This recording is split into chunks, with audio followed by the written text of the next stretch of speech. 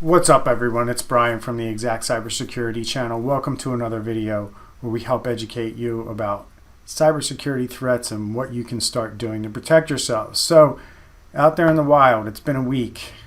I wasn't going to talk about it, but we're going to talk about it. It's Follina, the Microsoft vulnerability through Microsoft Office that's kind of making it real easy for attackers to get to people right now. So let's talk about what it is and what you can start doing to protect yourself in today's video.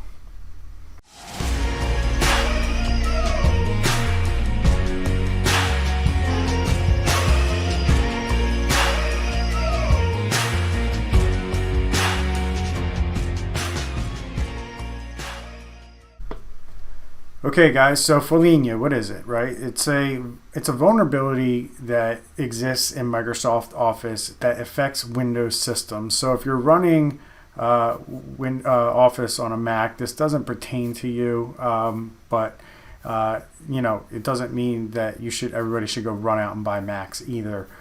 This is just the vulnerability du jour that we're talking about today. That is yet to be patched by Microsoft. And basically, in a nutshell, what happens here, guys, is hackers have figured out how to put some code into a Microsoft Office attachment and then get full control of your system. So this is kind of how it goes down. If you receive an email from somebody, or you click on a link that directs you to a Word document, Office document, that could be Excel, that could be PowerPoint. Most of the ones that we're seeing out there now are coming in through Word. And what's happening is that the attachment is coming in, and all it needs to happen in a lot of cases is it just needs to be opened. So if you think about this, in Microsoft Office, you usually have, a lot of people have that preview pane on, where you can see the email initially, and depending on your settings, if you have that loaded to preview attachments, or you click on the attachment and it automatically previews it, this exploit can actually be executed at that point, and it doesn't require any hey, this is notifying you of a macro or anything like that. All those things don't happen with this particular exploit. In the same token, with the preview pane in Outlook, it can happen with the preview pane in Windows as well. So, people go around File Explorer in Windows, and they click around and they, highlight a file, and that file shows on the right-hand side or wherever they have the preview pane on their computer. But that happens, and the file, it shows you the contents of what's inside the file. And if that loads up, you will be victimized by this exploit as well. So that's how crazy it is. The other thing that maybe I should have mentioned at the beginning is there's no patch for this yet. So Microsoft is still figuring out how to address this and how to fix this. So we're going into a week of this being known. And, without going into too much technical detail, what we know already is that hackers can get, pretty much full control of your system from a remote location. So this is a remote attack. They don't necessarily have to be in front of your computer or remoted into your system. This can be, exploited through a remote execution, unfortunately, and that makes it a little bit easier for the attackers to actually, take control of the system without you really know what's going on. So that should be scary, number one for most people, that the fact that this is so easy and it's so hard to detect that it's actually happening. But the things that they can do once they get control of your system using this exploit are pretty incredible. They can steal basically your passwords, or the hash part of the password that Windows uses to authenticate you through your network and stuff like that. If they steal that and they have that, they can do lots of things with that. They can move to other devices on your network, especially if you're in a business environment. And they also are using this to gain further access to systems. So deploying more malware, deploying other tools that they can use to exploit people and companies. And this is only the beginning, folks. We're going to see a lot of ransomware and, more importantly, business email compromise happening as a result of this, because look, the first thing that these cyber criminals are going to do is they're going to try to get into other people's emails so they can send out emails to your contacts and the people that trust you in hopes that they can get people to click on this. Like they're not trying to deploy ransomware right now. They're trying to spread this as quick as they can, as fast as they can, to as many people as they can before Microsoft can get ahead of it. And then once kind of, they got their foothold in a good enough amount of organizations, you're going to see a rapid amount of ransomware hitting different companies, in the coming weeks and months, depending on how this plays out. So, what can we do today to get rid of this problem, right? So, or to mitigate it, maybe. Unfortunately, there's not a lot of things out there that we can do to prevent this. Now, there are things that you can turn off under Microsoft's recommendation, and I'll post a link to that in the description below.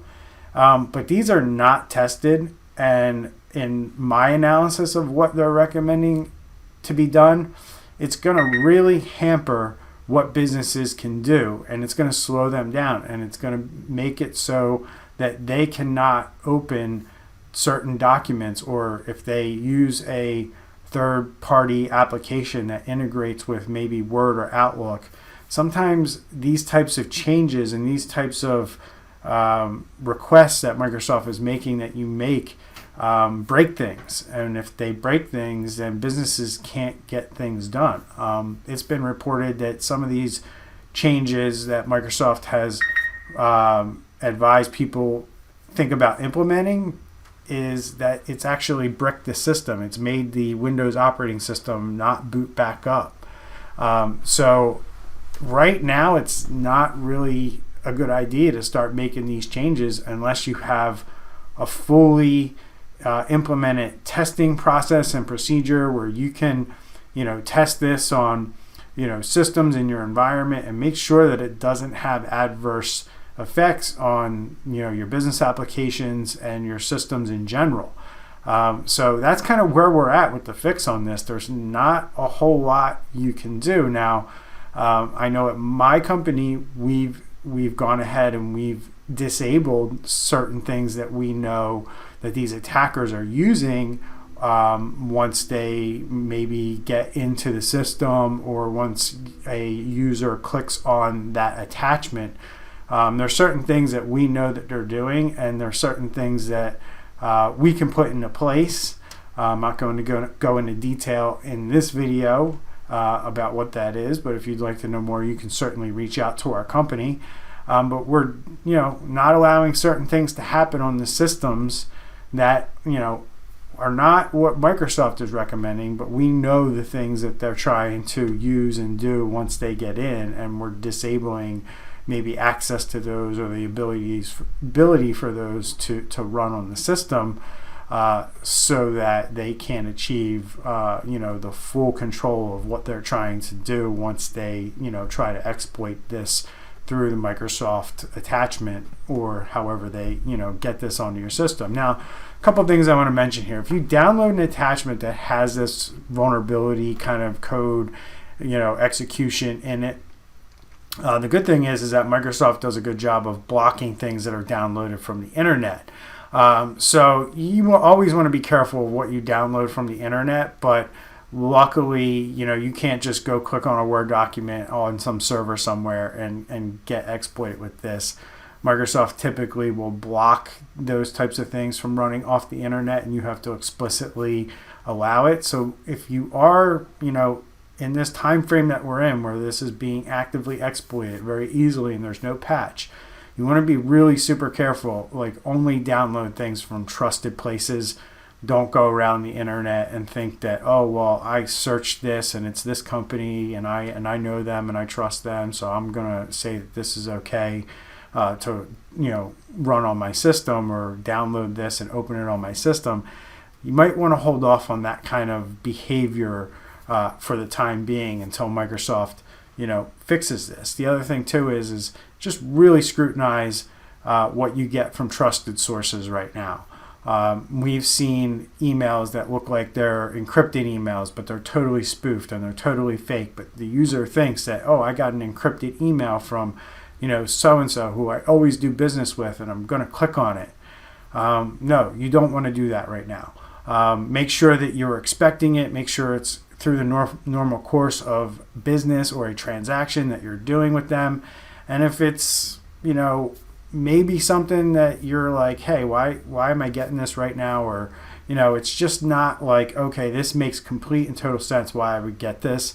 Pick up the phone and call the person and ask them if they sent the email. Because if they didn't, it's more than likely that their email was compromised and attackers are now using their email to send out these attachments and these links to try to exploit you and everyone in their contact database. So,